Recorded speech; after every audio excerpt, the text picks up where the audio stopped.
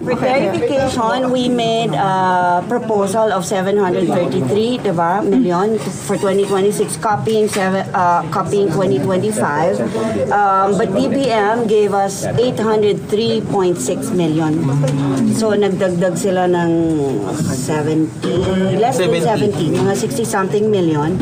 Paliwanag ni Attorney Ruth Castelo, umabot pa ang proposed budget sa kabuuang 903 million pesos kinalaunan matapos nilang humingi ng mas mataas na pondo para sa dagdag na personal services o karagdagang empleyado. And then, nung nagdagdag sila ng 60-something million, we requested for additional personal services. Siyempre may cost yun, yung na-mention ko kanina na additional employees para mas ma-fulfill yung functions and other IT equipment that are needed for the OVP.